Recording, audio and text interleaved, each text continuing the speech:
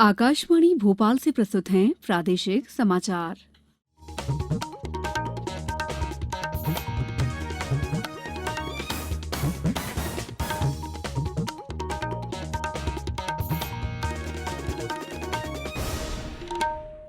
नमस्कार, समाचारों के साथ मैं दीपा सिंह।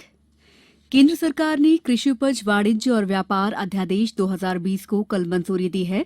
अब तक कई तरह के नियामक प्रतिबंधों के कारण देश के किसानों को अपने उत्पाद बेचने में काफी दिक्कत आती है। इसके अलावा एक राज्य से दूसरे राज्य को ऐसे उत्पादों के सुगम व्यापार के रास्ते में भी कई तरह की बाधाएं हैं।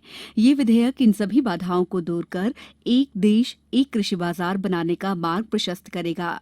कैबिनेट ने मूल्य आश्वासन पर किसान समझौता और कृषि सेवा अध्यादेश 2020 को भी स्वीकृति दे दी है। अध्यादेश किसानों को शोषण के भय के बिना समानता के आधार पर प्रोसेसर्स, एग्रीगेटर्स, थोक विक्रेताओं, बड़े खुदरा कारोबारियों, निर्यातकों आदि के साथ जुड़ने में सक्षम बनाएगा। इससे विपणन की लागत में कमी आएगी और किसानों की आय में सुधार होगा।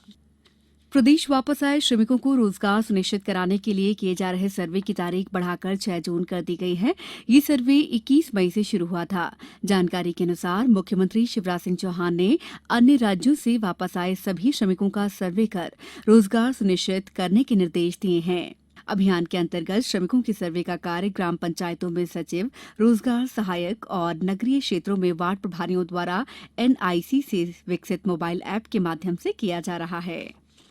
जबलपुर संभाग के निवासियों विशेषकर दृष्टिबाधितों को अब एक क्लिक पर सभी तरह की जानकारियां उपलब्ध कराने के लिए वेबसाइट लॉन्च की गई है। इसकी खास विशेषता ये है कि दिव्यांगजनों का विशेष ध्यान रखा गया है और दिव्यांग इसको एक्सेस कर सकें, उससे अपनी इंफॉर्मेशन ले सकें, तो उनके लिए एक विशेष सुविधा हमने प्रदत्त की है। अपेक्षा ये है कि दिव्यांगजन इससे जुड़ें और जो आवश्यक जानकारियां हैं वो प्राप्त करें। प्रदेश में बिजली बिल में रियायत मिलने के बाद उमरिया जिले के बिजली उपभोक्ता मुख्यमंत्री का आभार जता रहे हैं। लॉकडाउन में हम बिजली के बिल से बहुत परेशान थे और माननीय मुख्यमंत्री जी द्वारा जो इस बिजली के बिल का राहत दिया गया है पूरे प्रदेश वासियों को, वो बहुत ही सराहनीय है। वहीं शाजापुर जिले में व्यापारी दिनेश शर्मा मुख्यमंत्री का आभार जता रहे हैं। कोरोना महामारी के चलते प्रदेश में काम धंधे ठप थे, व्यापार व्यवसाय ठप थे। ऐसे समय में मुख्यमंत्री जी द्वारा बिजली बिलों में छूट का जो लाभ मध्य प्रदेश के आम जन को दिया गया है, इसके लिए मैं मध्य प्रदेश के लोकप्रिय मुख्यमंत्री शिवराज सिंह जी चौहान का आभार व्यक्त करता हूं। अरब सागर में उठ रहे चक्रवाती तूफान निसर्ग के प्रभाव से राजधानी भोपाल सहित प्रदेश के अधिकांश हिस्सों में कल शाम से ही रुक रुक कर बारिश का दौर जारी है। सिवनी में कल से तेज हवा के साथ बारिश जारी है। इस बारिश के चलते तापमान में काफी गिरावट आई है। कटनी में कल रात से बारिश हो रही है। मंडला जिले में रुक रुक कर रात भर से बारिश हो रही है। खंडवा जिले में भी तूफान निसर्ग का असर देखने को मिल रहा है। खंडवा जिले में कल से रुक रुक कर बारिश हो रही है। जिले में पिछले 24 घंटों के दौरान कुल 311 मिलीमीटर वर्षा दर्ज की गई। उमरिया जिले में चक्रवात के कारण अचानक मौसम में बदलाव आया है। रिमझिम बारिश के बाद आसमान में घने बादल छाए हुए हैं। तापमान में भारी गिरावट दर्ज की गई है। डिंडौरी जिले में देर रात से बारिश का सिलसिला लगातार जारी है। फिलहाल कुछ देर बाद रुक रुक कर बारिश हो रही है।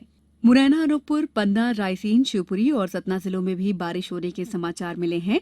मौसम केंद्र भोपाल ने आज रायसेन, सीहोर, होशंगाबाद, बैतूल, खंडवा, खरगोन, झाबुआ, धार, देवास, छिंदवाड़ा, सागर, टीकमगढ़ और शाजापुर जिलों में कहीं कहीं तेज बारिश की संभावना जताई है। अब कुछ समाचार संक्षेप में। होशंगाबाद जिले के सिवनी मामला में आबकारी विभाग की टीम ने अवैध मदिरा के विक्रय और संग्रहण के खिलाफ बड़ी कार्रवाई की है।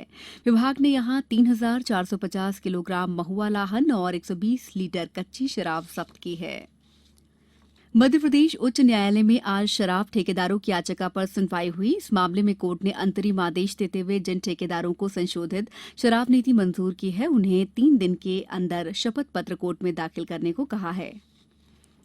आगरमालवा जिले में डेंगू और मलेरिया जैसी बीमारियों से लोगों को बचाने के लिए कल कार्यशाला आयोजित की गई, जिसमें बचाव के तरीके बताए गए। मुरैना जिले में निसर्ग तूफान से प्रभावित होने की संभावना को देखते हुए नागरिकों से 3 से 4 दिन का पानी एकत्रित कर रखने को कहा गया है।